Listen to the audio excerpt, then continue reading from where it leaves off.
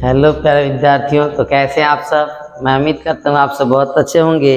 चलिए प्यारे विद्यार्थियों, आज हम लोग क्लास 12 के केमिस्ट्री का चैप्टर 1 नहीं का एमसीक्यू लेकर आ गए हैं आप लोगों के लिए। आज हम लोग चैप्टर 1 यानी विलियन नहीं, ये आपका चैप्टर 1 है। अब न्यू सिलेबस के अनुसार पहले आपका दूसरे चैप्टर में था नहीं, अब ये आपका पहला चैप्टर है विलियन यानी सॉल्यूशन नहीं।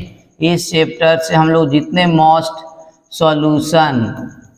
मोस्ट इम्पोर्टेंट एमसीक्यू सभी आप लोगों के लिए लेकर आ गए हैं नहीं। 50 मोस्ट इम्पोर्टेंट एमसीक्यू है आपका नहीं, इसे आप अच्छी तरह से कर लेंगे नहीं। तो अब यहाँ पर विद्यार्थी हम लोग शुरू करेंगे नहीं, जो बोर्ड एग्जाम के लिए आपका बहुत महत्वपूर्ण होने वाला है। 2024 और 25 के सेशन के जितने भी विद्यार्थी हैं, अगर आप 95% से अधिक मार्क्स लाना चाहते हैं नहीं, तो आप इस चैप्टर के जो भी 50 एमसीक्यू दिए जा रहे हैं इसको आप अच्छे से पढ़ लेंगे, आपको कहीं और किसी भी तरह की कोई दिक्कत नहीं होगी नहीं। अब यही चैप्टर का नहीं, केमिस्ट्री का जितने भी आपका अध्याय हैं 12th क्लास के, वो सभी अध्याय को हम लोग नहीं, प्रत्येक अध्याय से प्रत्येक चैप्टर से मोस्ट इम्पोर्टेंट क्वेश्चन जो आपका होते हैं नहीं, जो बार बार एग्जाम में पूछे जाते हैं, तो ऐसे क्वेश्चन को छाट करके प्रत्येक चैप्टर से 50-50 एमसीक्यू आपको कराएंगे नहीं। तो आज हम लोग शुरू करते हैं फर्स्ट चैप्टर का सॉल्यूशन का 50 एमसीक्यू। इसके बाद प्यारे विद्यार्थियों हम लोग नहीं, लघु उत्तरीय प्रश्न, दीर्घ उत्तरीय प्रश्न, ये सारे प्रश्नों को हम लोग हल करेंगे नहीं। तो चलिए हम लोग शुरू करते हैं फर्स्ट क्वेश्चन की तरफ से। चलिए, तो हम लोग का यहाँ क्वेश्चन आ गया। फर्स्ट क्वेश्चन आप ध्यान से समझेंगे प्यारे विद्यार्थियों नहीं, कि निम्न में से विलियन के लिए कौन अनुसंख्यक गुण है नहीं। फर्स्ट क्वेश्चन पर निम्न में यहाँ पर ऑप्शन दिए गए हैं, अब इनमें से पूछ रहे हैं विलियन के लिए कौन अनुसंख्यक गुण है नहीं, इनमें से कौन अनुसंख्यक गुण है। आपका पृष्ठ तनाव नहीं, ये तो आपका फिजिक्स में होता है, ये ऑप्शन नहीं हो जाएगा। प्रासरण, तो ये आपका प्रासरण दाब, ये लगता है कि हो सकता है। चालकता, ये भी आपका फिजिक्स में हो जाएगा नहीं। चालकता का मतलब होता है कि कोई भी आपका विद्युत के सुचालक जो पदार्थ होते हैं, वो जितना ज्यादा विद्युत का चालन करते उतना ही ज्यादा उसका क्या होता है, चालकता। तो चालकता का भी अनुसंख्यक गुणधर्म से कोई नाता नहीं है। अर्धायु का भी नहीं है।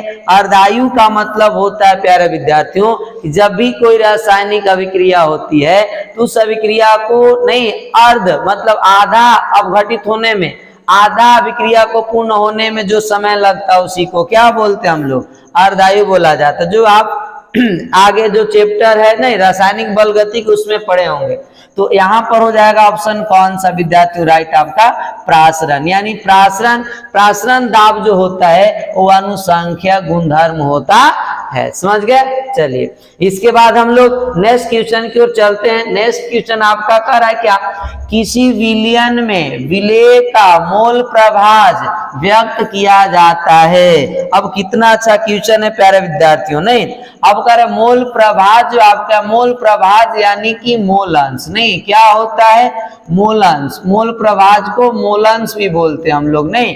तो अब ये मोलंश जिसको 1 से रिप्रेजेंट किया जाता है। अब कह रहा है कि जो विलियन, कोई भी विलियन हो, उसके विलेय का जो मोल अंश है यानी मोल प्रभाज, उसको व्यक्त किया जाता है। यहाँ पर आपको दिए गए नहीं, तो आपको मोल अंश का डिफिनेशन याद होना चाहिए। अगर डिफिनेशन याद है तो आप इसका फॉर्मूला भी अच्छी तरह से लिख सकते हैं। मोल अंश का मतलब क्या होता है कि किसी विलियन में उपस्थित विलेय के मोलों की संख्या नहीं, किसी विलियन में उपस्थित विलेय के मोलों की संख्या तथा विलियन के कुल मोलों की संख्या को ही क्या कहा जाता है प्यारे विद्यार्थियों, मोलंश कहा जाता है नहीं।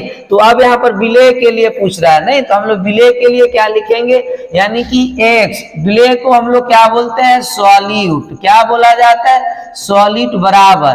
तो यहाँ पर क्या हो जाएगा, अवयव की मोलों की संख्या, विलेय का अगर मोलंश निकाल रहे तो विलेय के मोलों की संख्या, विलायक का नहीं बोलेगा तो विलायक के मोलों की संख्या। यहाँ क्या पूछा है, विलेय के लिए। तो विलेय के लिए यानी मोल संख्या को n से रिप्रेजेंट किया जाता है। नहीं, तो एन आपका हो जाएगा नहीं बटे इसके बाद आपका विलयन की कुल मोलों की संख्या, मतलब विलेय की मोल संख्या प्लस विलायक की मोल संख्या। तो विलेय की मोल संख्या का स्मॉल एन प्लस विलायक की मोल संख्या को कैपिटल एन, यानी यही होता है बच्चे आपका विलेय की मोलंश अगर निकालना हो तो हम ये फॉर्मूला लागू करते हैं। तो अब इसमें देखिए यहाँ पर है कोई, तो यहाँ पर ऑप्शन नंबर आपका कौन सा हो जाएगा, ए। कौन सा ऑप्शन हो जाएगा, ए। यहाँ पर दिया हुआ है ना एन, ए आपका क्या है बटा एन प्लस क्या है एन, नहीं एन का मतलब हो गया विलेय की मोलों की संख्या, यहाँ पर विलेय की मोल संख्या प्लस कैपिटल एन का मतलब विलायक की मोल संख्या, नहीं मोलों की संख्या।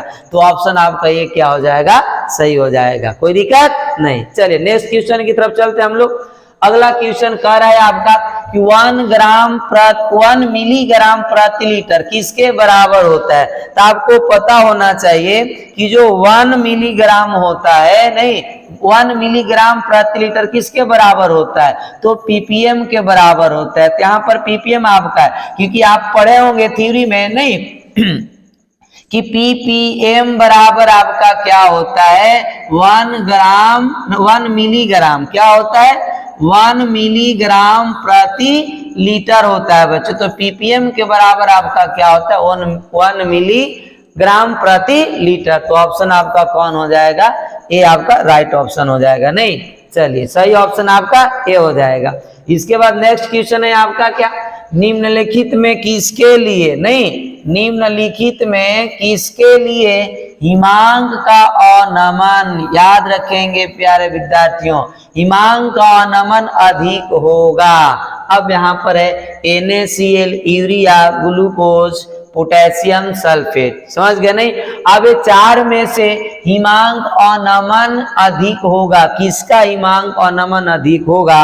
तो आप याद रखेंगे प्यारे विद्यार्थियों नहीं कि जिस पदार्थ की नहीं जिसकी आपका आयन की संख्या जितना अधिक होगा, आयन संख्या नहीं आयनों की संख्या अगर जिसमें अधिक होगा उसका हिमांक का अनमन क्या होगा प्यारे विद्यार्थियों, अधिक होगा। नहीं तो सबसे पहले यूरिया और ग्लूकोज तो ऐसे ही गलत हो जाएगा, क्योंकि यूरिया और ग्लूकोज किसी प्रकार का कोई आयन नहीं देता है, नहीं तो इसलिए ऑप्शन गलत। अब आता है कि सोडियम क्लोराइड, ये भी आयन देता है, Na+ क्या देगा आपका Cl-, और यहाँ पर भी आपको मिलेंगे क्या पोटेशियम आयन और प्लस आपका क्या मिलेगा सल्फेट आयन। नहीं तो आप प्यारे विद्यार्थियों आपसे पूछे कि ये भी आयन दे रहा है, इसमें भी आयन की संख्या है, पर ये दोनों में अब किसका हिमांक का अनमन अधिक होगा, तो ये दोनों में जिसकी आयन की संख्या ज्यादा। तो यहाँ पर आयन कितने हैं प्यारे विद्यार्थियों, 2 आयन है, कितने 2 आयन, यहाँ पर एक प्लस और एक माइनस, यानी कितने आयन हो जाएंगे आपका 3 आयन, कितने आयन है 3 आयन है। नहीं इसलिए आपका आयन की संख्या अधिक आपका पोटेशियम सल्फेट का है, इसलिए हिमांक का अनमन भी ज्यादा किसका होगा पोटेशियम सल्फेट का। तो राइट ऑप्शन कौन हो जाएगा आपका डी, नहीं 4 क्वेश्चन के लिए। चलिए नेक्स्ट क्वेश्चन की तरफ चलते हैं हम लोग। अब यहाँ कर आपेक्षिक वाष्प दाब का अनमन होता है, तो आप याद रखिएगा आपेक्षिक वाष्प दाब का जो अनमन होता है प्यारे विद्यार्थियों वो आपका कितना होता है। तो उसके लिए आपको ध्यान होना चाहिए कि आपेक्षिक वाष्प दाब का अनमन जो होता है P0 नहीं माइनस PS बटा आपका क्या होता है P0, जहां P0 आपका क्या होता है, नहीं ये ध्यान रखेंगे P0 होता है बच्चे आपका शुद्ध विलायक का, किसका शुद्ध विलायक का वाष्प दाब, किसका होता है शुद्ध विलायक का वाष्प दाब। नहीं ध्यान रखेंगे क्या होता है शुद्ध विलायक का वाष्प दाब। इसके बाद आपका PS जो होता है ये आपका विलयन में विलायक का क्या होता है वाष्प दाब होता है प्यारे विद्यार्थियों। नहीं विलयन में विलायक का क्या होता है वाष्प दाब होता है, नहीं विलायक का वाष्प दाब होता है, याद रखेंगे नहीं वाष्प दाब। यहाँ पर आपका विलायक शुद्ध शुद्ध विलायक का वाष्प दाब होगा, नहीं ये चीज। तो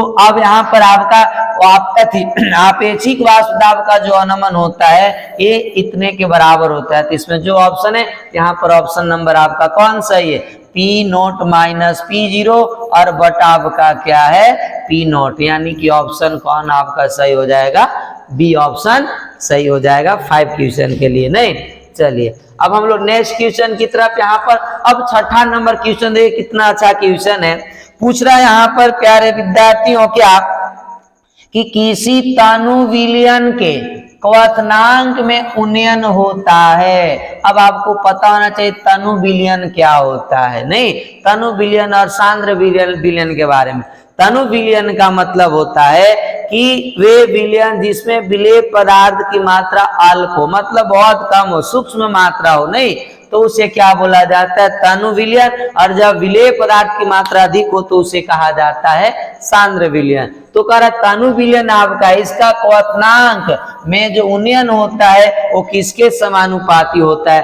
तो आपको पता होना चाहिए कि जो तनु विलयन का क्वथनांक में उन्नयन होता है वो सांद्रण के समानुपाती होता है। कहने का मतलब है कि विलयन में विलेय पदार्थ की मात्रा जितना होगा, जितना ज्यादा सांद्रता होगा, नहीं जितना ज्यादा सांद्रण होगा उतना ही ज्यादा आपका क्या होगा प्यारे विद्यार्थियों, क्वथनांक में उन्नयन। अर्थात क्वथनांक में उन्नयन जो होता है वो सांद्रण के समानुपाती होता है। नहीं, छठा क्वेश्चन। चलिए अब अगले क्वेश्चन की तरफ चलते हम लोग।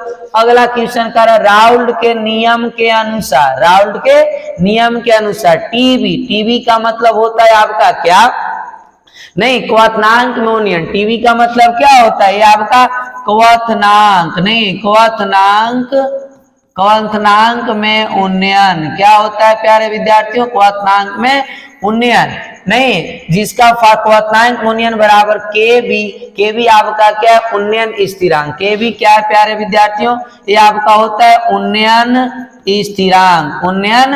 स्थिरांक होता है, ध्यान रखेंगे इसको, नहीं उन्नयन स्थिरांक। और गुने ए और फिर आपका क्या 1000 बटा बी गुने एम। जहां पूछ रहा हम लोग से क्या केवी कहलाता है, केवी को क्या बोलते हैं, तो केवी को बोला जाता है उन्नयन स्थिरांक। जो इसमें आपका ऑप्शन होगा यानी कि ऑप्शन आपका बी, ये आपका क्या हो जाएगा सही 7वें नंबर क्वेश्चन के लिए। समझ गए नहीं कि जो के बी है ये आपका उन्नयन स्थिरांक है विद्यार्थियों, इसलिए आपका बी ऑप्शन को हो जाएगा सही हो जाएगा। नहीं, चलिए अब हम लोग 8वें नंबर क्वेश्चन की तरफ आते हैं। नहीं 8वें नंबर क्वेश्चन देखिए, पूछ रहा है कौन ताप द्वारा प्रभावित नहीं होता है। ताप यानी तापमान।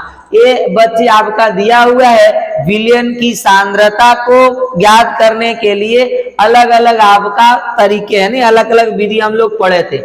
तो अब यहाँ कह रहा है कि इनमें से जो भी हम लोग सांद्रता ज्ञात करते हैं विलयन का, नॉर्मलता, मोलरता, फॉर्मलता के द्वारा, अब इनमें से किस पर ताप का प्रभाव नहीं पड़ता है। ताप बढ़ेगा घटेगा, ताप का किसी प्रकार का कोई प्रभाव नहीं होता है। नहीं तो आप ध्यान रखेंगे प्यारे विद्यार्थियों कि जो यहाँ पर होता है नहीं वो आपका मोललता के लिए, किसके लिए, मोललता पर भी ताप का कोई प्रभाव नहीं होता है। मोल प्रभाज नहीं यानी मोल अंश, उस पर भी ताप, मोल प्रभाज पर भी कोई प्रभाव नहीं पड़ता है। और एक आपका है द्रव्यमान प्रतिशत। कौन है प्यारे विद्यार्थियों, द्रव्यमान। ये तीनों पर ताप का कोई प्रभाव नहीं होता है। तो ये तीन में से जो ऑप्शन होगा वो ऑप्शन को क्या कर देंगे हम लोग, टिक कर देंगे आंख बंद करके, ध्यान रखिएगा। नहीं तो यहाँ पर आपका क्या मोलरता, नॉर्मलता, मोलरता और फॉर्मलता। तो कौन ऑप्शन सही हो जाएगा आपका, मोललता, यानी कि बी ऑप्शन क्या हो जाएगा सही। अब प्यारे विद्यार्थियों आपसे क्या इसी क्वेश्चन को बदल कर पूछ सकता है, आप कंफ्यूज नहीं होंगे। कौन ताप द्वारा प्रभावित नहीं होता, ऑप्शन चेंज कर देगा। अब मोलरता की जगह मोल प्रभाज दे देगा तो भी हम लोग ये ऑप्शन मार देंगे। अगर मोल प्रभाज न देकर द्रव्यमान प्रतिशत, ये भी हम लोग क्या कर देंगे, मार देंगे। लेकिन नहीं पूछेगा तब नहीं कि कौन ताप द्वारा प्रभावित नहीं होता है, मतलब किस पर ताप का कोई प्रभाव नहीं होता है। तो एक है मोललता, एक है मोल प्रभाज और एक आपका होता है द्रव्यमान प्रतिशत। इस पर ताप का कोई प्रभाव नहीं पड़ता है। क्लियर हो गया। चलिए अब नेक्स्ट क्वेश्चन की तरफ चलते हैं हम लोग। 9वां नंबर क्वेश्चन कह रहा है सभी शुद्ध पदार्थों के, नहीं अब शुद्ध पदार्थ के बारे में आपको पता होना चाहिए। सभी शुद्ध पदार्थों के क्या होता है इस ऑप्शन में से, नहीं अब शुद्ध पदार्थ कहते किसको है, तो वे पदार्थ जो एक ही प्रकार के कणों से मिलकर बना होता है उसे क्या बोलते हैं हम लोग, शुद्ध पदार्थ कहते हैं। ये तो आप 9th क्लास का सवाल है, आपको कहने की बताने की जरूरत थोड़ी है, नहीं आप सब बहुत अच्छे बच्चे हैं। तो यहाँ पर आपका हिमांक तथा क्वथनांक बिंदु निश्चित होते हैं, हिमांक तथा क्वथनांक बिंदु परिवर्तनशील होते हैं, हिमांक तथा क्वथनांक बिंदु अनिश्चित होते हैं, इनमें से कोई नहीं। ए डी सी और बी ऑप्शन आपका क्या हो जाएगा, गलत, यानी कि सही ऑप्शन कौन हो जाएगा, वो आपका हो जाएगा ए। क्यों हो जाएगा, क्योंकि शुद्ध पदार्थ का हिमांक और क्वथनांक की जो बिंदु होता है प्यारे विद्यार्थियों वो क्या होगा आपका निश्चित हो जाएगा। नहीं ये ध्यान रखेंगे कि जो भी शुद्ध पदार्थ है उनका हिमांक और क्वथनांक बिंदु क्या हो जाता है निश्चित। अब आपके मन में आ रहा हो सर हिमांक बिंदु किसको बोलेंगे हम लोग, क्वथनांक बिंदु किसको बोला जाता है। हिमांक बिंदु का मतलब होता है प्यारे विद्यार्थियों, नहीं कि जब भी कोई पदार्थ वह ताप बिंदु जिस पर कोई पदार्थ द्रव से किस में परिवर्तित हो जाए, अगर ठोस में परिवर्तित हो जाए तो आपका क्या हो जाएगा, हिमांक हो जाएगा प्यारे विद्यार्थियों। नहीं जैसे आप इसे समझ सकते हैं, नहीं हिमांक का मतलब आप मान लीजिए द्रव यानी जल है H2, इसे आप क्या करेंगे, ठंडा करेंगे, तापमान कम करेंगे, यानी 0 डिग्री सेल्सियस पर एक क्या बनना शुरू हो जाएगा, बर्फ। क्या बनना शुरू हो जाएगा, बर्फ। जल से क्या बन जाएगा, यानी द्रव से बर्फ, तो 0 डिग्री आपका जल का क्या हो जाएगा, हिमांक हो जाएगा। अब क्वथनांक का मतलब क्या होता है, जिस पर कोई भी द्रव किसमें कन्वर्ट हो जाए, नहीं द्रव आपका किसमें बदल जाए, गैस में, तो ताप बिंदु को हम लोग क्या बोलते हैं, क्वथनांक बिंदु कहा जाता है। तो हिमांक और क्वथनांक दोनों क्या होता है, निश्चित होता है। कब, जब शुद्ध पदार्थ रहेगा तब। जैसे जल, तो जल का आप देखे होंगे, जल कौन सा पदार्थ है, शुद्ध पदार्थ है, तो जल का जो हिमांक बिंदु होता है प्यारे विद्यार्थी पता है ना आप लोग को, जल का हिमांक बिंदु कितना हो जाएगा आपका, बराबर 0 होता है। नहीं और क्वथनांक जो होता है, नहीं क्वथनांक यानी बॉइलिंग पॉइंट, क्वथनांक का भी आपका कितना डिग्री सेल्सियस होता है, 100 डिग्री सेल्सियस। अगर आप पानी को गर्म करेंगे तो 100 डिग्री सेल्सियस पर वो वाष्प बनना क्या हो जाता है, शुरू हो जाता है। नहीं और इसका हिमांक यानी जैसे 0 डिग्री सेल्सियस अगर तापमान होगा तो जल बर्फ बनना शुरू हो जाता है। क्लियर हो गया होगा, बहुत अच्छे तरह से समझ गए होंगे। नहीं चलिए अब अगले क्वेश्चन की तरफ चलते हैं हम लोग। अगला क्वेश्चन कह रहा है हिमांक और नमन, क्या है, हिमांक और नमन। हिमांक और नमन स्थिरांक, नहीं क्या होता है, ऑप्शन के अकॉर्डिंग आपको आंसर देना है। नहीं और ये चीज आपको पता होना चाहिए, जब भी MCQ किया जाता है तो उसके ऑप्शन के अनुसार आंसर देने की कोशिश की करते हैं हम लोग। नहीं चलिए तो कर हिमांक और नमन सभी विलायकों के लिए स्थिर होता है। नहीं ये लग रहा है सही होगा, विभिन्न विलायकों के लिए विभिन्न मान होते हैं, दोनों इनमें से कोई नहीं। तो आप याद रखेंगे कि जो हिमांक और नमन होता है प्यारे विद्यार्थियों वो आपका सभी विलायकों के लिए क्या होता है, स्थिर होता है, हिमांक का और नमन। नहीं जिसको हम लोग क्या चीज से प्रदर्शित करते हैं, हिमांक और नमन को TF से, किससे प्रदर्शित किया जाता है, सॉरी TF तो आपका हिमांक और नमन हो गया, और स्थिरांक पूछ रहा है इसलिए आपका क्या हो जाएगा, KF। क्या हो जाएगा प्यारे विद्यार्थियों,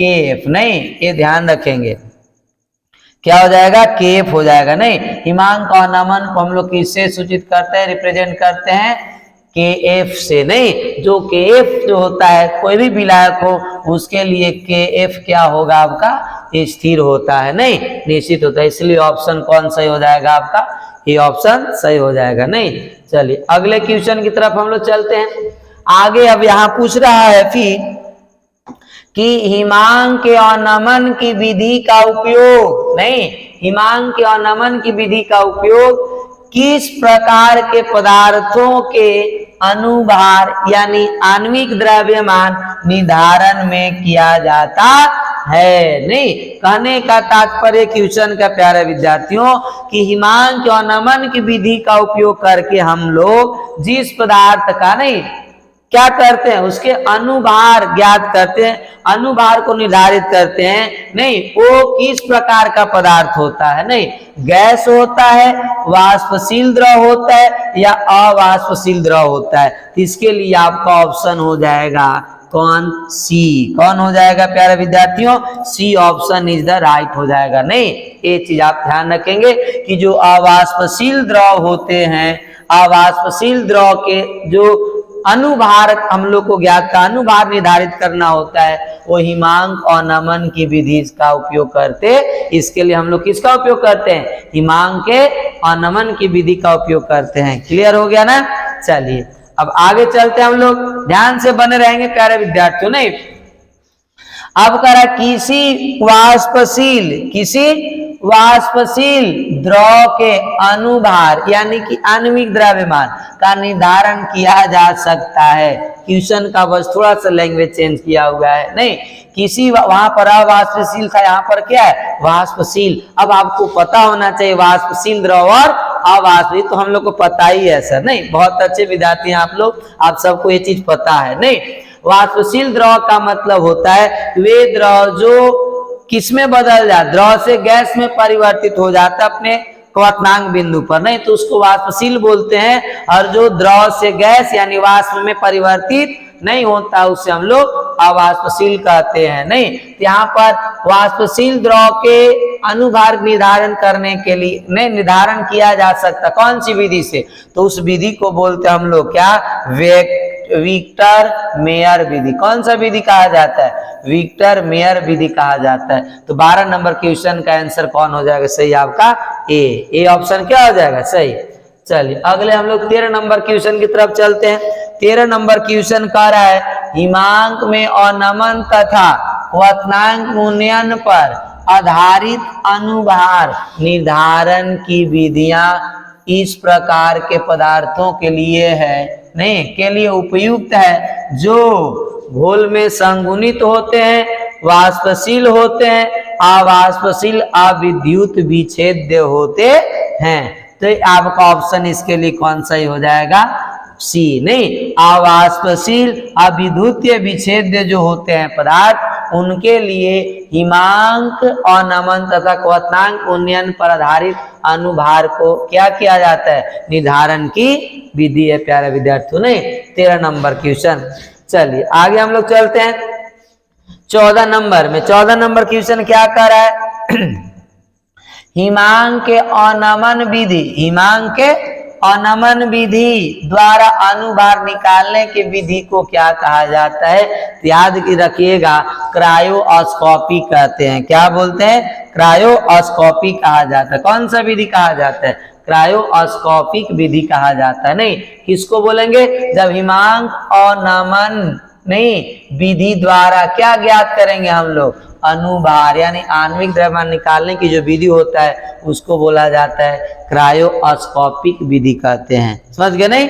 चलिए आगे हम लोग चलते हैं 15 नंबर क्वेश्चन पर। नहीं, 15 नंबर क्वेश्चन क्या कर है, अर्धपारगम्य झिल्ली। कौन से झिल्ली प्यारे विद्यार्थियों, अर्धपारगम्य झिल्ली के प्रासरण क्रिया में निकल पाते हैं। अब अर्धपारगम्य झिल्ली यहाँ पर पूछ रहा है, जो आप जानते हैं एसपीएम होता है, यानी एसपीएम से रिप्रेजेंट करते हैं अर्धपारगम्य झिल्ली को। नहीं, तो अब अर्धपारगम्य झिल्ली क्रिया के प्रासरण क्रिया में निकल पाते हैं विलेय के अणु, विलायक के अणु, जटिल आयन या सरल आयन। तो आप ध्यान रखेंगे कि जो यहाँ पर एक इस तरह से आपका 2 विलयन डाला हुआ रहता है, अब वो विलयन के बीच में आपका एक अर्धपारगम्य झिल्ली लगा हुआ रहता है। नहीं, ये क्या लगा हुआ आपका अर्धपारगम्य झिल्ली, जिसको एसपीएम बोला जाता है। इसमें आपका तनु विलयन है। कौन सा विलयन है प्यारे विद्यार्थियों, तनु विलयन डाल देते हैं, और इसमें कौन सा सांद्र विलयन, नहीं सांद्र विलयन। तो अब यहां से क्या होगा प्यारे विद्यार्थियों कि जो तनु विलयन है इसके अंदर विलय और विलायक दोनों के कण है ना, तो अर्ध पारगम्य झिल्ली क्या करता है कि विलायक के कण को जाने देता है, नहीं किधर, कम सांद्रता से अधिक सांद्रता वाले विलयन की तरफ। केवल विलायक के कणों को जाने देता है, विलायक के अणु को जाने देता है, विलेय के कणों को जाने नहीं देता। क्यों नहीं जाने देता है?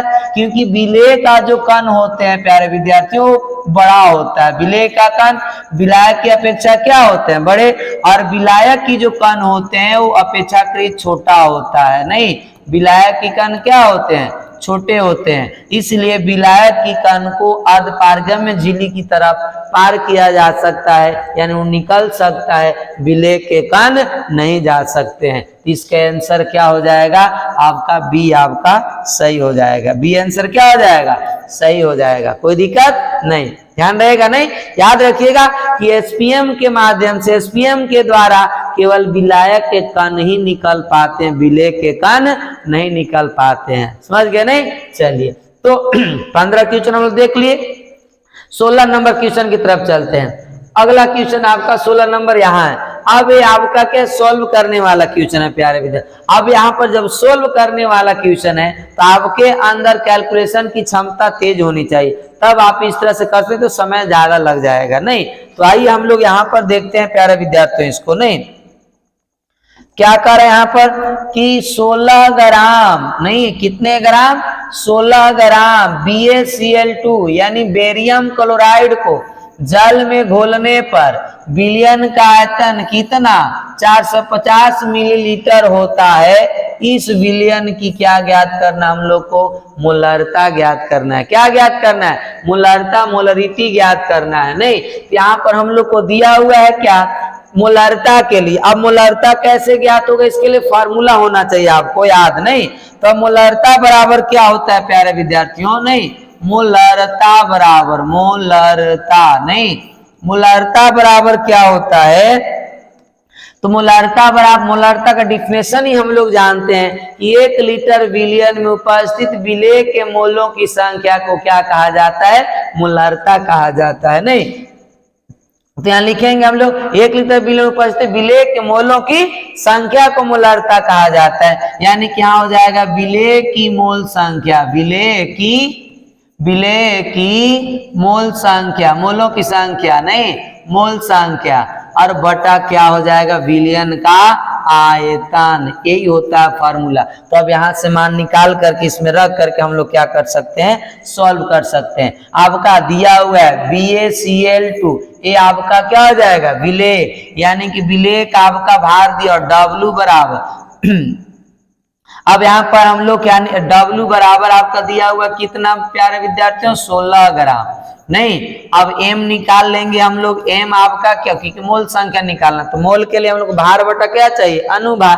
तो अनुभार इसका क्या हो जाएगा, तो बेरियम का होता है कितना, परमाणु क्रमांक परमाणु द्रव्यमान 137 प्लस क्लोरीन का होता है 35.5, गुना करेंगे 2 से, यहाँ पर लिख लेते हैं 137 प्लस 35.5 गुने 2 बराबर, हल करेंगे तो 137 प्लस ये आपका कितना हो जाएगा 71, इसको हल करेंगे प्यारे विद्यार्थी कितना आएगा 208। नहीं अब हम लोग यहाँ पर जब हल करेंगे तो विलेय की मोल संख्या यानी n बराबर क्या आ जाएगा आपका 16/208, इसे भागा देंगे तो कितना होगा प्यारे विद्यार्थी 0.0769 मोल आ जाएगा। नहीं अब हम लोग मोल निकल गया, आयतन हम लोग को दिया हुआ कितना 450 मिलीलीटर, इसे हम लोग कोची में बदलेंगे लीटर में, नहीं और यहाँ पर मान रख देंगे।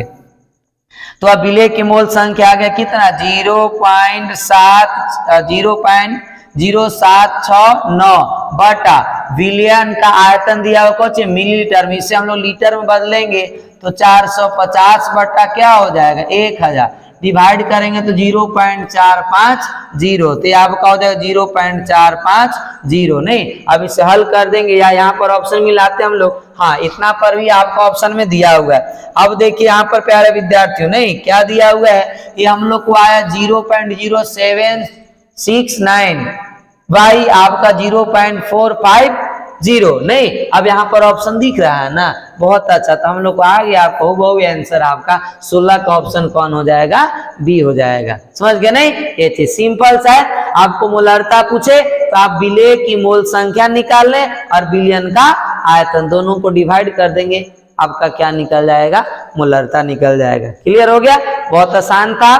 चलिए आगे चलते हम लोग। आगे आपका कह रहा है क्या, 50 ग्राम, नहीं दिया हुआ है क्या आपका C2H5OH दिया हुआ है। नहीं, ये आप 50 ग्राम C2H5OH दिया हुआ है और 50 ग्राम क्या है, जल के परस्पर मिश्रण से बने विलयन में जल का क्या ज्ञात करना है, मोल प्रभाज यानी मोलंश ज्ञात करना है। तो मोल प्रभाज के लिए हम लोग को क्या होना चाहिए, अब मोल प्रभाज बराबर होता है क्या प्यारे विद्यार्थियों, जल का पूछ रहा है तो, और मोल प्रभाज का डिफिनेशन आपको पता है कि मोल प्रभाज, पीछे भी हम डिफिनेशन इसका बताया आप लोग को, किसी भी विलयन में उपस्थित विलेय के मोलों की संख्या तथा विलयन के कुल। अब वहां पर विलयन के अंदर विलेय या विलायक, नहीं किसी का भी हो सकता है, तो आप बोल सकते हैं किसी विलयन में उपस्थित अवयव विलेय या विलायक के मोलों की संख्या तथा विलयन की कुल मोलों की संख्या के अनुपात को क्या कहा जाता है, मोल प्रभाज यानी मोलंश, जिसको एक से काई से रिप्रेजेंट किया जाता है, एक से सूचित किया जाता है।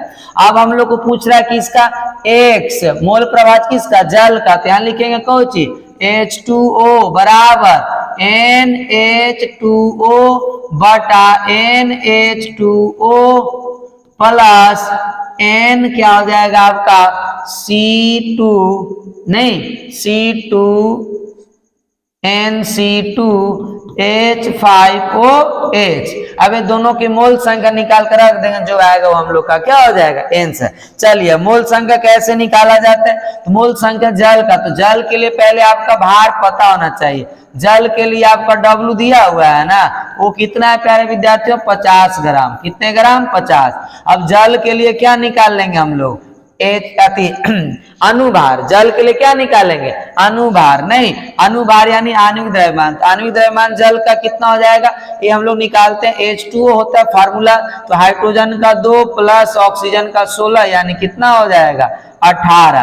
अब हम लोग निकाल लेंगे यहाँ पर क्या, NH2O, NH2O निकालेंगे यानी जल की मोल संख्या, तो हो जाएगा आपका कितना, W बटा क्या होता है, M, यानी कि 50 बटा क्या होगा प्यारे विद्यार्थियों, 18। 50 बटा क्या हो जाएगा आपका, 18 हो जाएगा। नहीं, यानी भार बटा क्या होता है, अनुभार। तो अब इसको हल करेंगे तो क्या हो जाएगा आपका, 18 से डिवाइड करें तो 18 दूना कितना हो जाएगा, 36 यानी 2।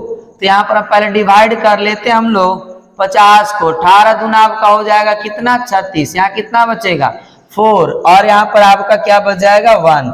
अब यहाँ पर पॉइंट दे करके 0 लगा सकते हैं, तो ये आपका हो जाएगा कितना, 18 95 18 छक 18 95 18 छक 108, 18 7 126 और 18 8 144, यानी कि ज्यादा हो जाएगा, तो 18 7 हो जाएगा कितना, 126। अब यहाँ हल करेंगे क्या आ जाएगा, 4, यहाँ क्या बच जाएगा 1, फिर आपका वही आ जाएगा 7, यानी 8 एक बढ़ा करके लिख देते हैं हम लोग, तो ये आपका 2.78 आ गया ना। चलिए अब हम लोग यहाँ पर क्या लिखेंगे प्यारे विद्यार्थियों, नहीं चलिए, तो अब हम लोग यहाँ पर जल का मोल संख्या निकाल लिया। अब किसका मोल संख्या निकालेंगे, अब हम लोग निकाल लेंगे आपका C2H5OH का। तो इसका भी आपका दिया हुआ है कि W, इसके लिए W C2H5OH, नहीं OH बराबर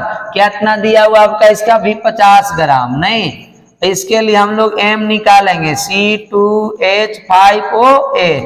तो आपका कार्बन के लिए हो जाएगा 12 1 तो 2 है तो 12 दूना के 24 प्लस हाइड्रोजन 5 1 6 तो कितना हो जाएगा 6। ऑक्सीजन का कितना होता है 16। इसके ऐड करेंगे प्यारे विद्यार्थियों 6 6 12 और 4 कितना हो जाएगा 16 का 6 हासिल 1 2 और 1 3 और 1 कितना हो जाएगा 4 यानी कि 46। तो इससे अब हम लोग N निकालेंगे यानी मोलों की संख्या C2H5OH बराबर 50 बटा कितना हो जाएगा आपका 46।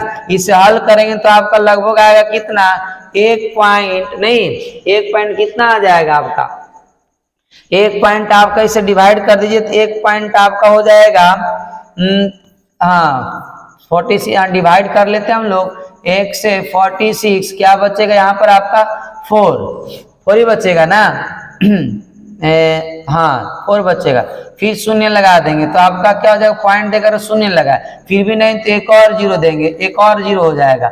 अब आपका क्या हो जाएगा 9 बार में लगा दीजिए इसको नहीं तो कितना 9 या 6 8 बार में तो हम लोग 46 9 से मल्टीप्लाई करेंगे 9 6 54 के 4 हासिल हो गए 5 9 चौका 36 और 5 हो जाएगा कितना आपका 41 414 ज्यादा हो जा रहा है यानी कि वहां भी कम करेंगे हम लोग 8 से नहीं 8 से लगाएंगे 8 छक हो जाएगा कितना 48 8 चौका 32 और 4 कितना हो जाएगा 36 यानी कि 8 बार में तो यहाँ आ जाएगा आपका कितना 368 माइनस करेंगे 2 यहाँ पर आपका हो जाएगा कितना 3 नहीं और यहाँ पर आपका खत्म 32 यानी कि आ गया लगभग आपका 0.08।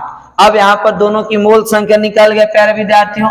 अब यहाँ रख देंगे मान हम लोग किसकी मोल संख्या रखना है हम लोग को जल का निकालना तो जल की मोलों की संख्या यानी 2.78 बटा किसका जल के मोल संख्या प्लस H2H5OH के मोल की संख्या तो ये दोनों की मोलों की संख्या जोड़ देंगे नहीं प्लस क्या हो जाएगा आपका 1.08।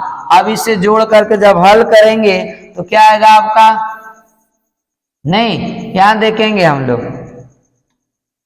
जोड़ दीजिए तो कितना हो जाएगा 2.78 बटा 2 इसको जोड़ेंगे तो आपका 8 8 कितना हो जाएगा 16 7 और 1 कितना हो जाएगा 8 2 और 1 कितना हो जाएगा 3 पॉइंट कितना हो जाएगा आपका 86।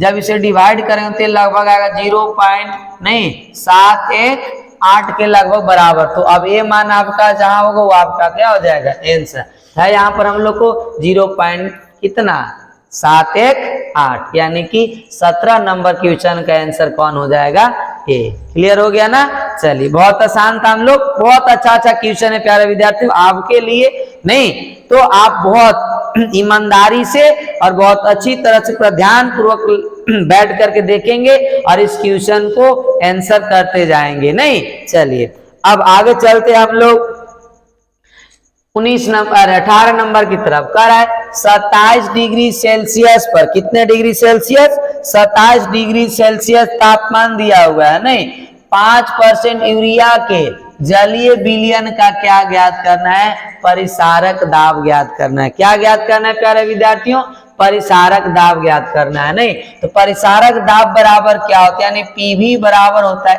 NRT क्या होता है NRT जहां P आपका क्या होता है प्रासरण दाब V क्या होता है आयतन विलयन का N क्या होता है मोल संख्या R होता है गैस स्थिरांक और T आपका होता है तापमान नहीं।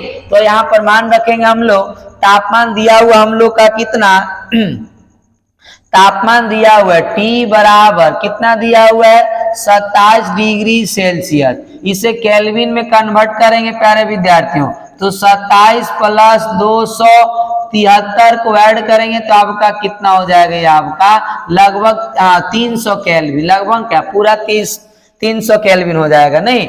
चलिए तो अब हम लोग को टी मिल गया। इसके बाद आपका क्या है विलयन का आयतन। अब यहाँ विलयन मान लेते हैं हम लोग कितना दिया हुआ आपका V बराबर आपका 100 मिलीलीटर ले लेते हैं। कितने मिलीलीटर 100 नहीं 100 ml ले लेते हैं। तो 100 ml, अब इसको लीटर में बदलेंगे तो क्या हो जाएगा आपका 0.1 लीटर। कितना हो जाएगा 0.1 लीटर।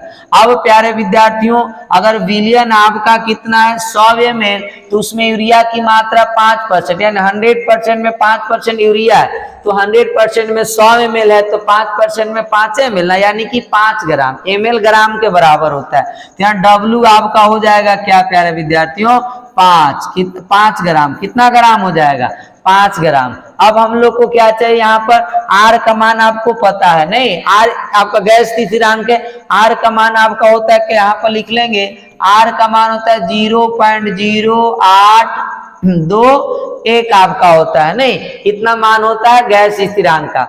इसके बाद हम लोग को अब N के लिए W/M चाहिए, तो W मिल गया, M निकाल लेंगे। M बराबर यूरिया, यूरिया का फॉर्मूला क्या होता है आपको पता है नहीं, यूरिया का फॉर्मूला क्या होता है NH2CONH2। नाइट्रोजन कितने हो गए 2, तो एक नाइट्रोजन का द्रव्यमान संख्या 7 दूना के कितना हो जाएगा 14, प्लस हाइड्रोजन 2 और 2 4, तो कितना हो जाएगा हाइड्रोजन का द्रव्यमान 4। अब कार्बन का कितना हो जाएगा 12, प्लस ऑक्सीजन का कितना हो जाएगा 16। अब इसे ऐड कर दीजिए प्यारे विद्यार्थियों, तो कितना आएगा निकल करके आपका 6 और 2 8 और 4 12 और 4 16 के कितना हो जाएगा 6, और यहाँ पर हो जाएगा 1 और 1 2 और 1 कितना हो जाएगा 3, 3 और 1 कितना हो जाएगा आपका 4, 1 और 1 2 और 1 कितने हो जाएंगे 3, 3 और 1 आपका 4, सही है ना। 6 और 2 8, 8 और 4 हो जाएगा 12, 12 और 4 16, 16 के कितना हो जाएगा 2 नहीं, हाँ कार्बन का सही है, नाइट्रोजन का 7, सॉरी एक नाइट्रोजन का आपका यहाँ पर लिखे हम लोग, 2 नाइट्रोजन का लिखना है नहीं, एक नाइट्रोजन का 14 होता है, तो यहाँ पर 14 दूना कितना हो जाएगा 28, प्लस हाइड्रोजन 4 गो है तो कितना हो जाएगा 4, कार्बन का हो जाएगा 12, प्लस ऑक्सीजन का हो जाएगा 16।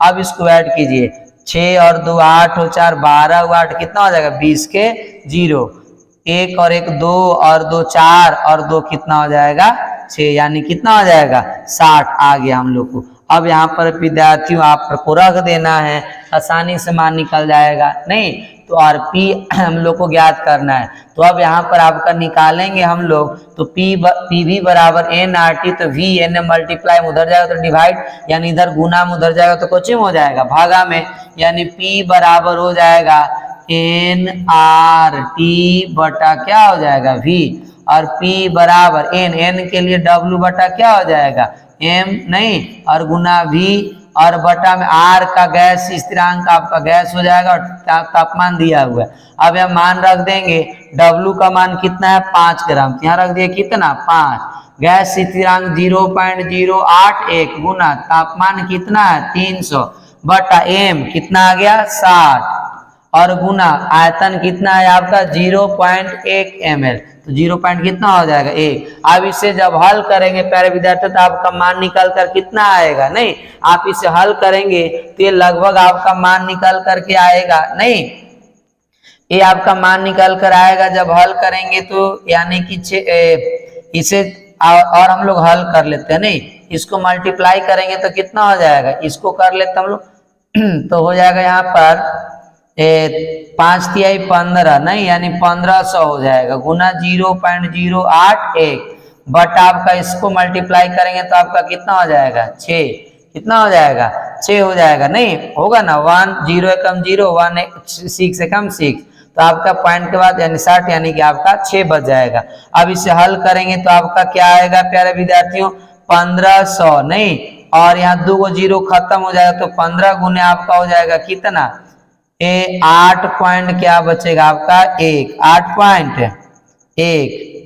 8.1 बच जाएगा ना जब मल्टीप्लाई करेंगे तो, और बटा में 6, और इसको जब हल करेंगे तो आपका लगभग 20 पॉइंट निकल के आएगा आपका 525 नहीं, इसका मान कितना निकल कर आएगा 20.525, समझ गए नहीं, यानी लगभग 20.53 के बराबर। तो इसमें ऑप्शन है, तो ऑप्शन आपका कौन सा हो जाएगा सी हो जाएगा। क्लियर, चलिए आगे चलते हैं हम लोग, समझ में आ रहा है आप लोग को नहीं, अब उम्मीद करते हैं कि आप लोग को बहुत अच्छी तरह से समझ में आ रहा होगा, बहुत सरल तरीका से बता रहे हैं प्यारे विद्यार्थियों। नहीं, अगर अभी भी आप लोग को दिक्कत लगता है कि सर अच्छा से नहीं समझ में आ रहा है, तो आप कमेंट में क्वेश्चन के साथ लिख सकते हैं सर इस क्वेश्चन में हम लोग को दिक्कत हुआ, नहीं समझ पाया। नहीं, उस क्वेश्चन को फिर से आपको एक्सप्लेन किया जाएगा। समझ गए? नहीं, चलिए आगे चलते हैं हम लोग।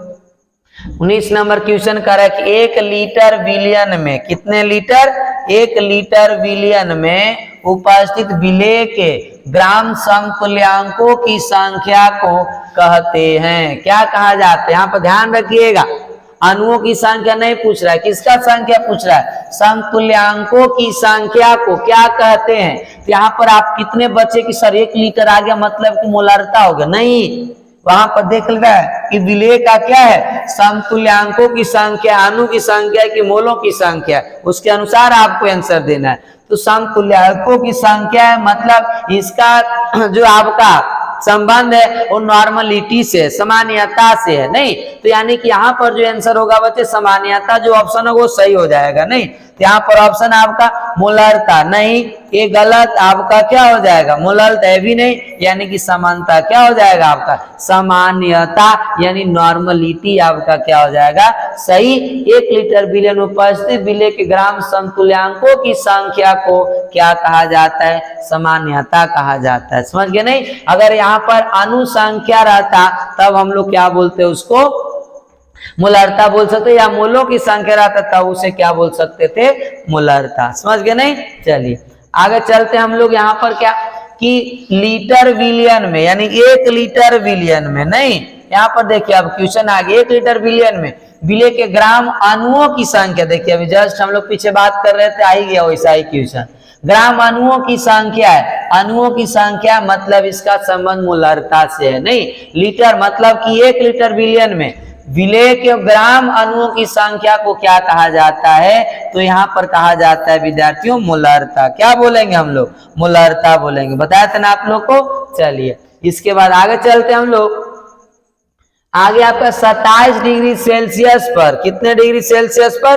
27 डिग्री सेल्सियस पर, नहीं 27 डिग्री सेल्सियस पर 18 ग्राम प्रति लीटर वाले ग्लूकोज विलयन का परिसारक दाब दिया हुआ है। नहीं, पी दिया हुआ है 2.40 यानी 64 वायुमंडल, यानी वायुमंडलीय दाब है एटीएम के रूप में। तो ग्लूकोज का अनुभार बताइए, यानी बहुत प्यारा सा क्वेश्चन है। ग्लूकोज का अनुभार बताना यानी एम निकालना हम लोग को। नहीं, तो इसके लिए आपको बहुत शॉर्ट फॉर्मूला बता रहे हैं प्यारे विद्यार्थियों। आप ध्यान रखेंगे कि यहाँ पर परिसारक दाब यानी कि पीवी बराबर हम लोग जानते हैं क्या होता है? एनआरटी, नहीं एनआरटी। अब यहाँ पर पीवी बराबर हम लोग लिख सकते हैं एन के जगह डब्लू, नहीं बटा में एम इंटू आर इंटू क्या हो जाएगा? टी। हम लोग को क्या कैलकुलेट करना है? एम। तो एम इधर आपका भागा में हिस्सा ले जाएंगे और पीवी को वहां पर भेज देंगे। तो एम बराबर हो जाएगा डब्लू इंटू आर टी बटा क्या हो जाएगा आपका?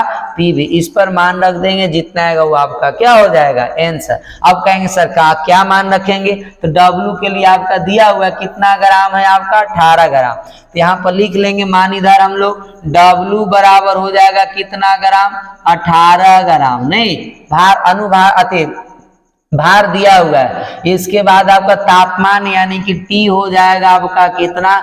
27 डिग्री सेल्सियस। आप इसे केल्विन में बदलेंगे तो 27 प्लस 273 बराबर आपका निकल कर आएगा कितना? 300 केल्विन। कितना केल्विन आएगा? 300 केल्विन। नहीं, अब हम लोग को क्या दिया हुआ है? नहीं आर, आर तो आपका गैस स्थिरांक के पता आपका 0.0821। इसके बाद आपका टेम्परेचर मिल गया हम लोग को, डब्ल्यू मिल ही गया। अब चाहिए हम लोग को पी, पी भी आपका दिया हुआ है कितना? दिया हुआ है 4 6। अब हम लोग को भी, तो भी के लिए प्रति लीटर पूछ रहा है ना, यानी कि कितना लीटर हो जाएगा आपका 1 लीटर। अब ये सारे मान को यहाँ रख दीजिए नहीं, और जितना आएगा वो आपका क्या हो जाएगा आंसर। W आपका कितना ग्राम हो जाएगा 18। आपका R कितना है 0.0821 मल्टीप्लाई T आपका कितना है 300, कितना है 300 बटा P आपका 2 पॉइंट कितना हो जाएगा 46 मल्टीप्लाई क्या हो जाएगा 1। अब ये टोटल को जब हल करेंगे प्यारे विद्यार्थियों तो निकल कर आपका आएगा लगभग कितने 180 के बराबर। कितने आ जाएगा 180, यानी कि ऑप्शन इसमें 180 है आपका कौन ए, यानी इस क्वेश्चन का आंसर कौन हो जाएगा ए। कितना आसान है, समझ गए नहीं। चलिए बहुत अच्छे। तो ये फार्मूला आप ध्यान रखेंगे, इस फार्मूला से ही आप निकाल सकते हैं, समझ गए नहीं। फार्मूला भी बहुत आसान तरीका से बता दिया आप लोग को। चलिए अब आगे चलते हम लोग। आगे कर रहा है फिर से आपका क्वेश्चन, बहुत प्यारा सा क्वेश्चन है। निम्नलिखित में कौन सा अनुसंख्यक गुणधर्म नहीं है, नहीं इनमें से कौन नहीं है। तो आपका अनुसंख्यक गुणधर्म होता कौन कौन है, तो हिमांक अनमन भी होता है, नहीं क्वथनांक उन्नयन भी होता है, वाष्पदाब का अपेक्षिक अनमन भी होता है। इसका मतलब कि ये जब होता है तो कौन नहीं होगा आपका प्रकाशीय, नहीं ये ऑड लग रहा भी था, नहीं और लग भी रहा था, यानी प्रकाशीय क्रियाशीलता जो है प्यारे विद्यार्थियों ये आपका अनुसंख्यक गुणधर्म नहीं होता है। बाकी हिमांक अनमन क्वथनांक उन्नयन और वाष्पदाब का अनमन ये सब के सब कौन सा गुणधर्म होता है, अनुसंख्यक का गुणधर्म है, नहीं अनुसंख्यक गुण है आपका। चलिए आगे चलते हम लोग। 23 नंबर आदर्श विलयन, कौन सा विलयन है आदर्श विलयन। आदर्श विलयन का निम्न में से कौन गुण है। अब आदर्श विलयन कहते किसको है सर, हम लोग थ्योरी में पढ़े थे आदर्श विलयन नहीं और अनादर्श विलयन। आदर्श विलयन का मतलब क्या, वे विलयन जो सभी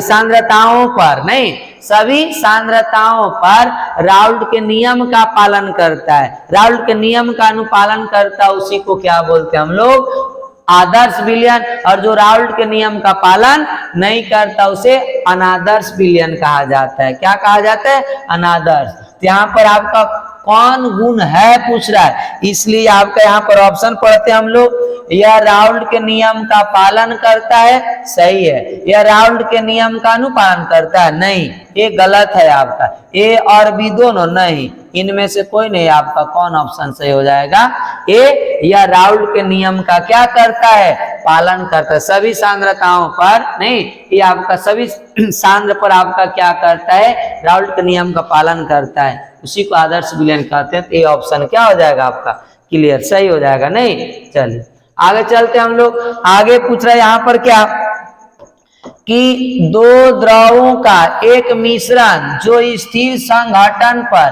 क्या होता है उबलता है, क्या कहलाता है। इसके लिए आपको ध्यान रखिएगा कि जब भी दो द्रव है, दोनों द्रव है मिलाने से एक मिश्रण बना और वो कितने स्थिर संघटन पर क्या हो रहा है उबल रहा है, तब उसको क्या बोलते हैं हम लोग, तो उसको एज़ोट्रोप कहा जाता है। क्या कहा जाता है एज़ोट्रोप कहा जाता है प्यारे विद्यार्थी, नहीं ये ध्यान रखिएगा क्या बोलते हैं एज़ोट्रोप। तो 24 का आंसर कौन हो जाएगा बी। चलिए आगे हम लोग चलते हैं। आइसोटोनिक विलयन वे हैं जिनके बराबर, बहुत अच्छा क्वेश्चन है। आइसोटोनिक विलयन वे हैं जिनके बराबर होते हैं, क्या होते हैं परिसारक दाब, हिमांक, क्वथनांक, इनमें से सभी। तो कौन होता है आइसोटोनिक विलयन के लिए, नहीं विलयन वे हैं जिनके बराबर होते हैं। क्या बराबर होते हैं, तो आप ध्यान रखेंगे आपका परिसारक दाब क्या होता है बराबर होता है किसके लिए आइसोटोनिक विलयन के लिए। किसके लिए आइसोटोनिक विलयन के लिए जो आपका होता है वो परिसारक दाब क्या होता है बराबर होता है, नहीं। चलिए आगे चलते हम लोग। प्रासरण दाब निम्नलिखित में से, प्रासरण दाब निम्नलिखित में से किस समीकरण द्वारा व्यक्त होते हैं। प्रासरण दाब, प्रासरण दाब पर आपको पता होना चाहिए P बराबर क्या होता है CRT। P आपका हो गया प्रासरण दाब, C हो गया विलयन की सांद्रता, R गैस स्थिरांक, T आपका क्या हो जाएगा टेम्परेचर, यानी P बराबर C RT होता है, यानी ऑप्शन कौन हो जाएगा A। चलिए आगे चलते हम लोग। जल का शुद्धिकरण यानी जल का शुद्ध नहीं किस प्रक्रिया द्वारा संभव है, नहीं यहाँ पर जल लिखा हुआ संभव है। तो यहाँ पर आपका बहुत अच्छा, आपको पता है आप आरओ के पानी पीते हैं नहीं, यानी बी ऑप्शन क्या हो जाएगा सही। आरओ के द्वारा क्या किया जाता है, जल का शुद्धिकरण, जल को साफ किया जाता है नहीं, पीने योग्य जल बनाया जाता है। चलिए आगे चलते हम लोग। किसी तनु विलयन के सहजात गुण का मान बढ़ता है नहीं जब विलेय अणु का होता है।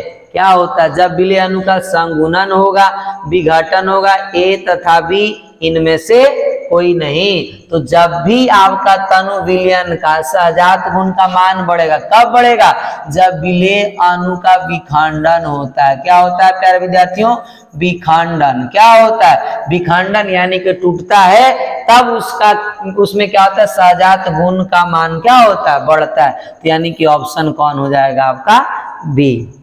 चलिए आगे चलते हैं हम लोग 29 नंबर में।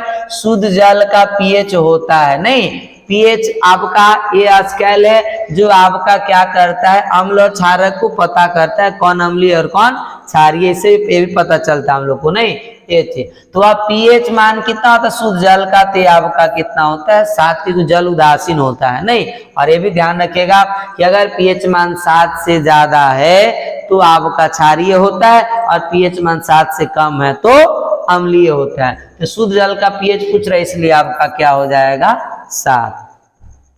चलिए आगे हम लोग चलते हैं। शुद्ध जल की मोललता, अब देखिए कितना अच्छा क्वेश्चन है, शुद्ध जल की मोललता पूछ रहा है नहीं। तो शुद्ध जल का मोललता आपका कितना होता है, तो आपको इसको निकालना है, याद नहीं रखना है। तो मोललता शुद्ध जल के लिए तो मोललता बराबर क्या होता है, मोललता जानते 1 केजी विलायक में उपस्थित विलेय की मोलों की संख्या, कोई क्या बोला जाता है मोललता।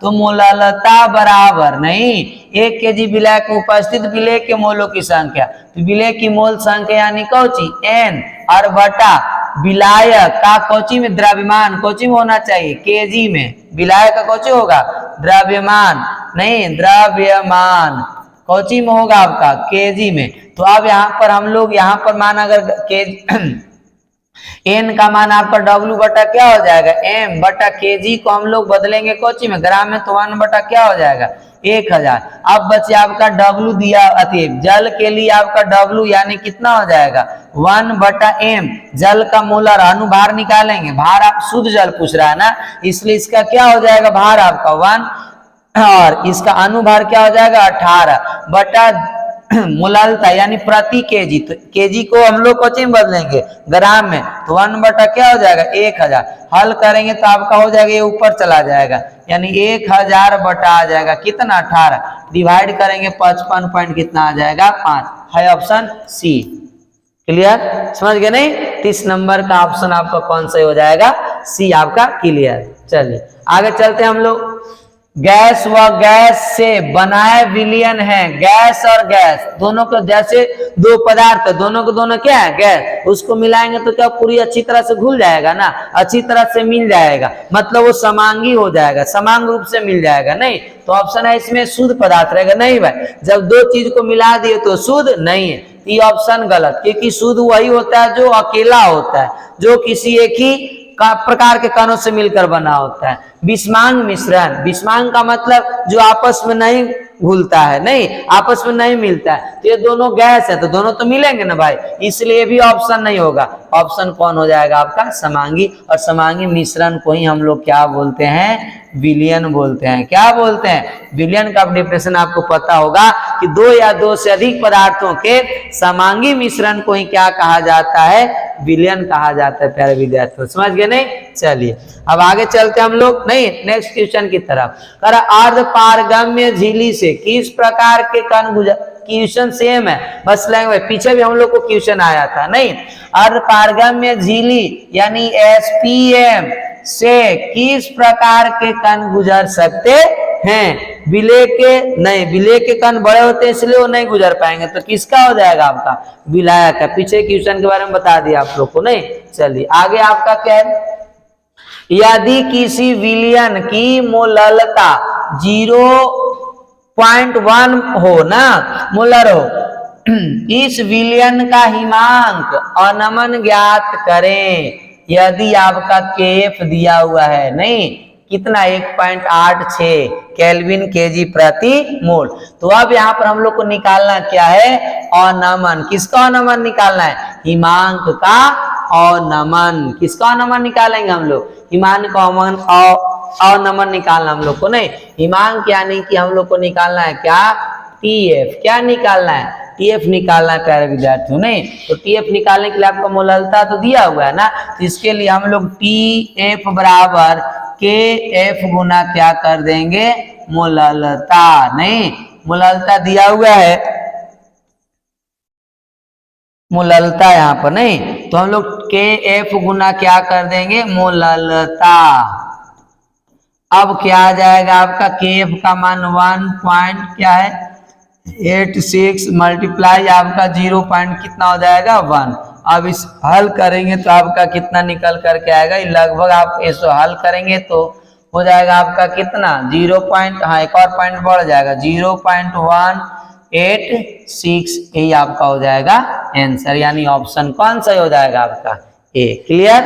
चलिए आगे चलते हम लोग, आगे कर रहा है समान ताप पर दो विलयनों की सांद्रताएं क्या है, समान। ताप भी समान, विलयन की सांद्रता भी क्या है, समान है। यदि एक विलयन का प्रासरण दाब नहीं कितना दिया हुआ 1.7 एटीएम एटमॉस्फेरिक है, तो दूसरे विलयन का प्रासरण दाब होगा, आपको पता है सी नहीं ए बराबर, मतलब पहले विलयन की सांद्रता और दूसरे सी बी विलयन की सांद्रता अगर बराबर हो तो यहाँ पर आपका होता है क्या, पी ए, पहले विलयन का प्रासरण दाब दूसरे विलयन के प्रासरण दाब के बराबर। यानी हम लोग पढ़े हैं पी ए बटा क्या होता है, पी बी, पी ए बटा पी बी नहीं बराबर सी ए बटा क्या होता है, सी बी। यानी ए पी ए बराबर पी बी, तो पी ए का मान पी वन का मान पहला का कितना दे 1.7 नहीं पी ए का, तो पी बी का भी क्या हो जाएगा बच्चे आपका 1.7 एटीएम हो जाएगा, नहीं। यानी ऑप्शन कौन सही हो जाएगा आपका बी, 34 नंबर का बी ऑप्शन सही। चलिए आगे चलते हम लोग, यदि किसी विलायक का क्वथनांक कितना डिग्री सेल्सियस हो, 100 डिग्री सेल्सियस है, उसमें किसी विलेय पदार्थ क्या मिला दिए, विलेय पदार्थ को मिलाने से क्वथनांक कितना हो गया 102 डिग्री सेल्सियस। कितने डिग्री सेल्सियस हो गया 102 डिग्री सेल्सियस, नहीं कितने डिग्री 102 डिग्री सेल्सियस हो जाता है, 102 डिग्री सेल्सियस हो जाता है, तो क्वथनांक में उन्नयन क्या होगा। कहने का मतलब क्वथनांक यानी तापमान में कितना का परिवर्तन होगा। तो इस कितना सा आसान है आपका, पहले विलयन का क्वथनांक दिया हुआ कितना 100, इसके बाद जब दूसर का विलय मिला देते हैं तो उसका क्या हो जाता है, विलायक में जैसे विलय मिलाते हैं तो उसका क्वथनांक कितना हो गया 102 डिग्री। तो 102 में से 100 को माइनस कर दीजिए, यानी कितना बच गया 2 डिग्री सेल्सियस, यानी ऑप्शन कौन हो जाएगा आपका सी। बहुत अच्छा, कितना प्यारा सा क्वेश्चन था। चलिए अब आगे चलते हम लोग, जल के लिए मोलल उन्नयन स्थिरांक केवी का मान होता है, तो इसको ध्यान रखिए, केवी नहीं स्थिरांक है, उन्नयन स्थिरांक। और किसके लिए पूछ रहा है, मोलल के लिए, तो मोलल के लिए आपका क्या होता है 0.52 केल्विन केजी पर मोल, यानी कि ऑप्शन कौन सही हो जाएगा डी। 36 नंबर का आंसर कौन सही होगा, डी हो जाएगा। समझ गया नहीं। चलिए आगे चलते हम लोग 37 नंबर क्वेश्चन की तरफ।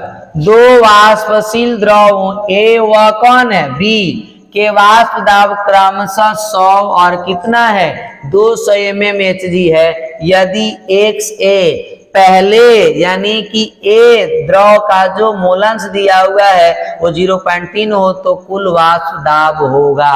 कुल वाष्प दाब क्या होगा, यानी कि P निकालना हम लोग को। नहीं, चलिए तो अब यहाँ पर इसके लिए भी हम लोग फार्मूला क्या लगाएंगे, P के लिए। नहीं, यहाँ पर आपका पहले जो दिया हो उसको लिख लेते हैं हम लोग। तो Pa यानी दो वाष्पशील द्रव है, दोनों का दिया हुआ वाष्प दाब, यानी कि Pa बराबर हो जाएगा कितना 100 mmHg।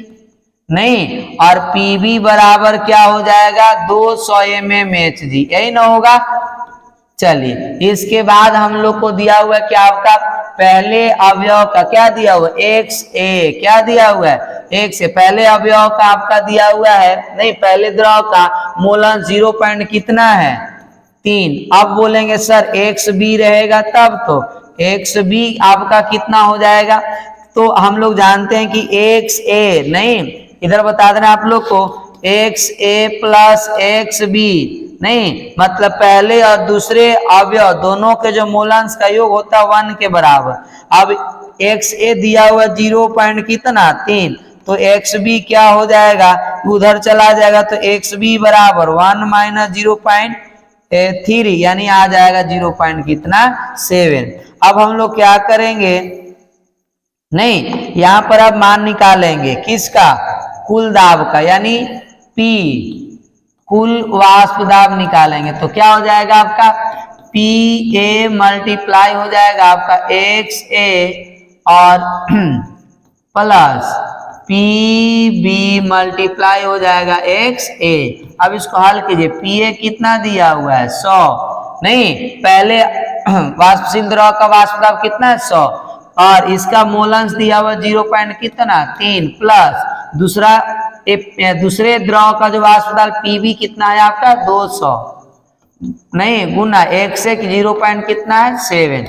हल करेंगे कितना हो जाएगा आपका 30 बचेगा, नहीं प्लस इसको हल करेंगे तो 7 दूना 14 यानी 100 कितना हो जाएगा 40, दशमलव के बाद पॉइंट 0 खत्म, नहीं तो ये आपका हो जाएगा कितना 170 mmHg। नहीं तो 170 है ऑप्शन में आपका, बहुत आ गया, मिल गया हम लोग को। नहीं चलिए तो ऑप्शन आपका कौन हो जाएगा ए, 170 mmHg क्या होगा कुल वाष्प दाब। क्लियर, समझ में आ रहा है। नहीं चलिए आगे हम लोग चलते हैं। आगे हम लोग यहाँ पर आदर्श विलयन, नहीं कौन सा विलयन दिया हुआ है, आदर्श विलयन के लिए कौन सा पद सही नहीं है, तो आदर्श विलयन में हम लोग जानते हैं राउल्ट के नियम का पालन करता है, उसमें आपका डेल्टा H में भी कोई परिवर्तन नहीं होता है, वो शून्य होता है, आयतन भी शून्य होता है, और जो वाष्प दाब होता है कुल वाष्प दाब वो आपका दोनों के वाष्प दाब के क्या होता है योग के बराबर। ये भी आदर्श विलयन का गुण है। नहीं कह रहा है तो आपका कौन हो जाएगा डी। क्यों हो जाएगा, क्योंकि ये धनात्मक विचलन के लिए, कौन सा विचलन के लिए, धनात्मक विचलन में डेल्टा H का मान पॉजिटिव होता है, तो ये वाला आपका इसके लिए क्या हो जाएगा गलत। अगर यहाँ पर आपका पूछते धनात्मक विचलन तब ये ऑप्शन क्या हो जाता सही, नहीं लेकिन ये पूछ रहा आदर्श विलयन के लिए, इसलिए आपका गलत है और हम लोग से गलती पूछ रहा है वहां पर, नहीं सही नहीं है, तो ये आपका सही नहीं है। किसके लिए, आदर्श विलयन के लिए। किसके लिए सही है, धनात्मक विचलन के लिए। ये किसके लिए सही है, धनात्मक विचलन के लिए, नहीं धनात्मक विचलन, नहीं ध्यान रखिएगा किसके लिए सही है, धनात्मक विचलन के लिए, कोई दिक्कत नहीं। चलिए आगे चलते हम लोग। यदि चलिए यदि मोल प्रभाज XA 0.5 है तो XB का मान क्या होगा।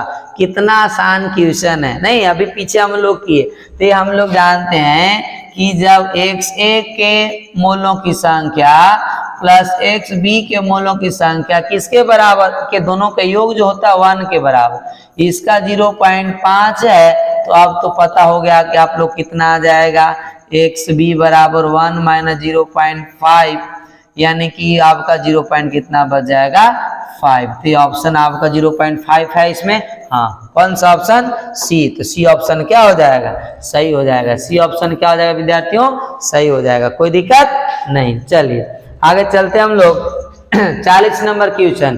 परिशोधित स्प्रिट क्या दिया हुआ है, परिशोधित स्प्रिट, नहीं परिशोधित स्प्रिट जो होता है विद्यार्थियों वो 95% किसका बना होता है, C2H5OH प्लस 5% क्या होता है आपका, 5% जल होता है H2O, और ये दोनों को मिला करके बनाया जाता है क्या, परिशोधित स्पिरिट। एक प्रकार का विलयन है, किस प्रकार का है, ऋणात्मक विचलन अनादर्श विलयन है, धनात्मक विचलन अनादर्श विलयन है, आदर्श विलयन है उपरोक्त सही। तो यहाँ पर आपका ऑप्शन हो जाएगा कौन, धनात्मक विचलन। कौन सा विचलन, क्योंकि आपका C2H5OH की मात्रा ज्यादा है ना, किससे, जल से। तो यहाँ पर आपका कौन सा विचलन हो जाएगा, धनात्मक विचलन अनादर्श विलयन। ये ऑप्शन सही हो जाएगा। समझ में आ रहा है ना। चलिए आगे चलते हम लोग। निम्नलिखित में कौन राउल्ट नियम से धनात्मक विचलन दर्शाता है, नहीं राउल्ट नियम से धनात्मक विचलन दर्शाता है, कौन है इसमें से, नहीं तो ये तो आपका होगा ही नहीं, सेम है, ये भी नहीं होगा, यानी कि ऑप्शन कौन हो जाएगा आपका, सी, नहीं ये आपका क्या होगा, धनात्मक विचलन दर्शाएगा, किससे, राउल्ट के नियम से। तो यानी ऑप्शन 41 नंबर का कौन हो जाएगा, CCHCl3 तथा C2H5OH। चलिए आगे चलते हम लोग। स्थिर क्वांति मिश्रण में घटकों के समान होते हैं, मतलब घटकों के समान कौन होता है, क्वथनांक, भार, प्रासरण दाब या सांद्रता। स्थिर क्वांति पूछ रहा है, मतलब इसका जो क्वथनांक बिंदु है वो कौन रहेगा, समान होगा, स्थिर होगा, यानी कि आपका ऑप्शन कौन हो जाएगा, सी हो जाएगा। समझ में आ गया ना, ये चीज आपका है। आगे चलते हम लोग। आदर्श विलयन के लिए आवश्यक शर्त, इनमें से कौन सा शर्त आवश्यक है, किसके लिए, आदर्श विलयन के लिए। तो आदर्श विलयन के लिए आपको पता है ये आपका होते भी सही है, आदर्श विलयन में डेल्टा H का मान शून्य, ये भी सही, यानी डेल्टा V का मान आयतन भी शून्य, यानी कि ये तीनों ये आपका शर्त सही है, इसलिए ऑप्शन क्या हो जाएगा, सही हो जाएगा। समझ गए नहीं, ये आपका धनात्मक विचलन के लिए होता है, ये ऋणात्मक विचलन के लिए, इसलिए ये दोनों ऑप्शन क्या हो जाएंगे, गलत हो जाएंगे। ये धनात्मक इस विचलन के लिए शर्त है, और ये आपका ऋणात्मक के लिए, और ये आपका आदर्श विलयन के लिए, इसलिए हम लोग आदर्श विलयन पूछ रहा है, तो आपका कौन हो जाएगा, ए। समझ में आ रहा ना। चलिए आगे चलेंगे हम लोग। किसी गैस की द्रव में विलेयता बढ़ाने के लिए, यहाँ बहुत अच्छा क्वेश्चन है, किसी गैस की द्रव में विलेयता, कहने का मतलब है किसी द्रव में हमें गैस को घोलना है, इसके लिए क्या बढ़ाना होगा, नहीं अब जैसे कोल्ड ड्रिंक भी पीते हैं, कोल्ड ड्रिंक भी क्या है, कोल्ड ड्रिंक के अंदर गैस मिला हुआ रहता है, नहीं अब कौन सा गैस मिला हुआ रहता है, आप सबको पता है, कार्बन डाइऑक्साइड। अब जब कोल्ड ड्रिंक्स बनाया जाता है उस समय कार्बन डाइऑक्साइड को मिलाने के लिए उसमें क्या बढ़ाया जाता है, दाब या तापमान। तो आपको पता होना चाहिए जब भी गैस को अगर घुलाना है या मिलाना है तो उसमें दाब बढ़ाया जाता है और ताप को घटाया जाता है, दाब बढ़ता है और ताप क्या हो जाता है, घट जाता है। या किसी गैस की द्रव में विलेयता, विलेयता का मतलब कि जितना ज्यादा विलेय पदार्थ घुलेगा किस में, विलायक में, समझ गए नहीं, तो विलेयता बढ़ेगा कब, जब दाब को बढ़ाएंगे और ताप को घटाएंगे, यानी कि दाब कम करने पर, दाब कम करना होगा, नहीं दाब कम करेंगे तो गैस के कण और दूर दूर हो जाएंगे, फिर मिलेंगे नहीं, दाब अधिक करना होगा, हाँ ये ऑप्शन क्या हो जाएगा, सही हो जाएगा, नहीं ये चीज, और ये सब ऑप्शन आपका क्या हो जाएंगे, गलत। ताप अधिक करेंगे तो भी और दूर भागेगा, इसलिए गलत। आपका कौन सही हो जाएगा, बी, 44 नंबर का बी आपका सही है। चलिए आगे आता हम लोग का 20% KI यानी पोटेशियम आयोडाइड जलीय विलयन की मोलारता ज्ञात करें, नहीं यदि विलयन का घनत्व D आपका दिया हुआ हो 1.02 ग्राम प्रति सेंटीमीटर क्यूब, तो अब क्या ज्ञात करना हम लोग को, मोलारता। तो आप इस तरह से अगर परसेंट में दिया हो बच्चे और आपका डेंसिटी भी है, तो इसके लिए हम आपके लिए यहाँ फॉर्मूला लिख दे रहे हैं, उसका ध्यान रखिएगा। मोलारता बराबर किसके बराबर, मोलारता बराबर आपका होता है, परसेंट लिख दीजिएगा और डेंसिटी और गुना में आपका 10 से मल्टीप्लाई बटा में MA यानी भार दे दीजिएगा, आपका अनुभार क्या निकाल देंगे हम लोग, अनुभार, जिसका जो विलय होगा। तो अब बच्चे यहाँ पर आपका अनुभार पोटेशियम आयोडाइड का, नहीं तभी तो हम मान रखेंगे ना। तो MKI का मान हो जाएगा, पोटेशियम का कितना होता है 19 दूना के 38 यानी 39 होता है ना, प्लस आपका आयोडीन का होता है कितना, आयोडीन का आपका होता है लगभग यहाँ पर 100 कितना होता है आयोडीन का, नहीं तो यहाँ पर हम लोग लिखेंगे आयोडीन का 39 और आयोडीन का हो जाएगा आपका, आयोडीन का निकाल ले रहे हम लोग, नहीं तो यहाँ हो जाएगा ऐसा की नहीं ये आपका 137 होता है 137। अब इससे 137 आयोडीन का अब जोड़ेंगे तो कितना हो जाएगा 9 7 16 के 6 3 3 6 और ये कितना हो जाएगा आपका पोटेशियम का 38 होता है नहीं 38, तो 8 नहीं यहाँ पर गलत हो रहा है, 1 मिनट रुकिएगा, 39 सही है। 9 7 16 का 6 यहाँ से 3 3 आपका क्या होता है कि आयोडीन का 127 सॉरी 127 137 नहीं 127, अब सही हो गया। 3 2 5 और 6 1 और 1 कितना हो जाएगा यानी 166। आप परसेंट कितना है 20, डी कितना दिया हुआ डेंसिटी 1.02 गुना कितना हो जाएगा 10 बटा आपका अनुभार आ गया कितना 166। जब इसको आप हल करेंगे तो लगभग निकल करके आपका आएगा कितना, इसको हल करने के बाद 1.2 कितना आ जाएगा 1.2, तो ऑप्शन है आपका हाँ सी ऑप्शन 1.22 यानी कि कौन ऑप्शन हो जाएगा सी ऑप्शन सही होगा। तो ये फॉर्मूला आप ध्यान रखिएगा, नहीं ए मोलरता अगर इस तरह से पूछे तो आप ऑप्शन वाले क्वेश्चन को कर सकते हैं, नहीं तो आपको उतना डीप में जाने से समय ज्यादा जाएगा। तो आप ये फॉर्मूला लगा करके आसानी से क्या कर सकते हैं आप मान को निकाल सकते हैं। नहीं चलिए आगे चलते हम लोग, आगे पूछ रहा है क्या अगला क्वेश्चन पढ़िए, निम्नलिखित में से किसका प्रासरण दाब सबसे कम होता है, ये नीचे दिया इसमें बताना है कि सबसे कम किसका होगा।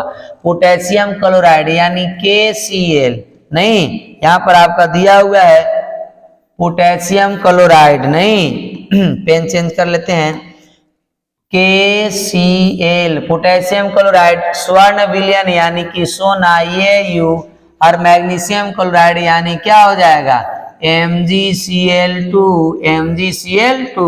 एल्यूमिनियम फास्फेट AlPO4, नहीं ये आपका है।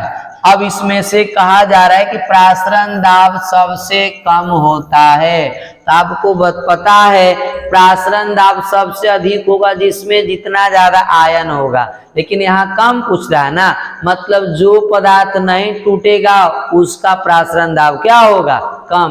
तो पोटेशियम क्लोराइड तो टूट न जाएगा, पोटेशियम आयन और किस में क्लोरीन आयन में, ये टूट जाएगा आपका किस में, ये टूट जाएगा मैग्नीशियम धन आयन और प्लस क्लोरीन ऋण आयन में, नहीं ये भी टूट जाएगा एल्यूमिनियम आपका धन आयन और फास्फेट ऋण आयन में, यानी ये तो टूट रहा है ना, ये भी टूट रहा है ये भी टूट रहा है, यानी कि इन लोग का प्रासरण दाब ज्यादा होगा। तो टूटेगा कौन नहीं सोना, ये तो तत्व है ना, ये आपका टूटेगा नहीं अकेला है, इसलिए स्वर्ण विलयन का जो प्रासरण दाब होगा वो सबसे कम हो जाएगा। समझ गए नहीं, चलिए आगे चलते हम लोग 48 नंबर, नहीं जल एवं एसिटिक अम्ल के एक मिश्रण में कितना 9.0 ग्राम क्या हो जल एवं 120 ग्राम एसिटिक अम्ल है, नहीं इस मिश्रण में जल का क्या निकालना है मोल प्रभाज निकालना है, नहीं यानी कि जल का तो XH2 बराबर NH2O बटा क्या हो जाएगा NH2O प्लस एसिटिक अम्ल पूछ रहा है, एसिटिक अम्ल तो यहाँ हो जाएगा NaCH3COOH, नहीं इसकी मोल की संख्या एसिटिक अम्ल की मोलों की संख्या, इसको हल करते हैं जो आएगा वो आपका क्या हो जाएगा आंसर। तो यहाँ पर हल करते हैं हम लोग, इसका मोल संख्या पता आप लोग को निकालने के लिए पहले इसका W पता होना चाहिए, कितना दिया हुआ है जल का 9, यानी कि हो जाएगा WH2O